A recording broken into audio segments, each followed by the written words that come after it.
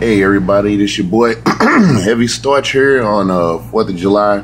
You can probably hear in the background all these grown-ass people popping fireworks. Okay, well, get here and take care of the business at hand. This is my rendition of the Zuru Bug Blaster. I did a review on this blaster, and this is my somewhat modded version. Really proud of this paint job. Okay, now let's get it started. First of all, I went in and the wood grain is actually pretty nice. You know, you can see the wood grain. So I went in with a color I've used in the past called Pueblo. I went in with silver, you know, picked out a lot of details, and then the middle part of the blaster is done in like I basically tried a technique I used to use to paint dashboards and cars and, you know, certain accessories. It's just like I mixed a bunch of colors, and I tried a particular mix, and I came up with this militaristic, it looks like texture paint, but it's not, but it came out pretty well. And then I got the P1, which stands for prototype 1. I got the silver picked out here, and silver here, barrel is silver, and the red, and I used rose gold. This is something I wanted to try, and it came out better than I expected. Didn't want to use copper because it's overdone, and every time you see a copper blaster, the first thing people say is steampunk or cyberpunk, and neither of these. So this blaster has the AR that's similar to the AR that's in the strong arm and hammer shot. The internals are extremely simple, and it's easy to work with, and I like how it turned out. You know, I like the color scheme because it, you know, the silver, you know, it looks darker or lighter depending on the light situation. You know, I did the back strap in silver, and then, you know, you see the rose gold. Came out pretty good. The priming handle was in flat black with matte clear coat. I got about like 5 coats of clear in here, but I misted it on there because I didn't just want to just spray it, because it tends to come out cheesy looking and shiny. So you know, kind of getting back to my old style, you know, the mixture of Nerf, you know, whatever blaster, and you know, cosplay or, you know, replica, you know, side firearms or whatever from video games and whatnot. You know, just trying to come up with some more of my own new designs. And since Zuru and Busby coming out with these new blasters, is giving people a lot more options, and, you know, you really not feeling bad if you make a mistake on a $10 blaster. But this blaster here, it really surprised me. The internals are extremely easy to work with. I took out the dead space. The seal was really, you know, seal was really well. It was by it having that clip-on AR system similar to like a strong arm or the hammer shot. I basically glued it on because, you know, there's a few leaks, you know, but for the most part, pretty good. Now, I ran up on some new detail paints, and these are indoor-outdoor, you know, meaning that they acrylic paint, they clean up with water, but they have extremely good paint. Okay, this is what is it called? It's called it's focused handmade modern.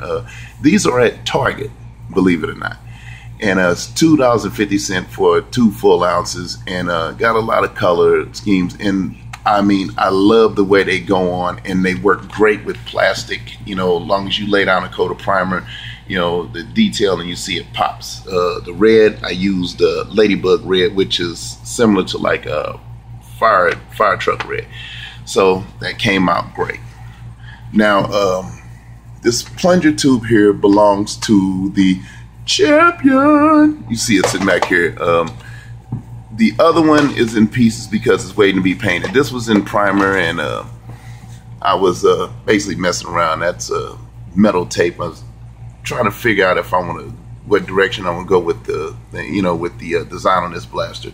So, you know, it's Nerf compatible, and the one thing about this blaster, it doesn't have a bolt sled per se. It's the tube, right? The plunger tube basically, you know, when you prime it, it primes, loads the dart, And then the dart tooth in the front of the blaster, when you pull the trigger, it's connected to the trigger by, I don't know if you can see that, you know, light's kind of janky, but okay, it's the dart tooth is right here, right? Now the dart tooth basically comes up, you know, to load the dart into the plunger tube via a rod, you know. So when you pull the trigger, the flap goes down and the dart fires. You know, it creates a pretty good seal, but you know, like I said, once you prime it, you know, you have to, you know, pull the prime back to load up a clip, you know, because there's no bolt sled, you know, unlike Nerf. But the design is pretty good, and it's getting awesome ranges. Like I said, you don't really expect a lot for $10, but for $10, they're getting it done. And by it being compatible with Nerf darts and everything, it's an awesome buy. So like I said, the Bug Blaster, $10. Ooh, Bug Blaster, $10, and the Champion, $10. You know, so you see the plunger tube to it and everything. Plastic is made out of pretty much identical almost to Nerf, you know. And I took the air restrictor out of this because it's normally, I think I read somewhere they said on the Champion, it's either you upgrade the spring and leave the AR alone, or you leave the spring alone and take the AR out, but not to do both of them. But I plan on putting a partial brass breech in here, you know, just to, you know, create a better seal. But there aren't any air release holes, as you can see. So pretty good blasters. You know, I'm gonna do something different with the Champion, and just letting you know about these paints, you know, detail paints, you know, because a lot of people ask me, you know, what detail paint I use. I use a lot of different brands. Normally I use you know, go with folk art, but the thing about folk art is I normally use this is when I do silk screening, and then personalized jackets and clothing or whatever, you know, a lot of hip-hop inspired gear or whatever, you know. And the folk art works good with the airbrush, but these also work good with an airbrush and, you know, brush. I normally hand paint everything, but I'm gonna probably start doing a lot of detailing with the airbrush, because I've been seeing a lot of people doing, you know, awesome work, and I want to go that direction again. You know, I know how to use one, just have to dust the old polish off and get it cracking. So if you're looking for some decent detail paints, and you don't want to go buy testers, because testers for the little bitty jars are kind of expensive. These aren't exactly cheap for $2.50 for 2 full ounces, but you know, you're getting 2 full ounces, and they pretty much work. They're indoor, outdoor, which means they're pretty much durable. The way I normally get them to, you know, when I use detail paints, I set the paint. I normally, when I do details like this, or, you know, like when I paint the stock, I normally set the paint with like a blow dryer, not a heat gun, but a blow dryer. You know, a heat gun even melted your blaster. But I use like I say, I'm tripping. I heat set the paint, you know what I'm saying, with a blow dryer, and that pretty much works for me. You have to excuse me, I'm kind of distracted by all these fireworks going on. So that's what's up.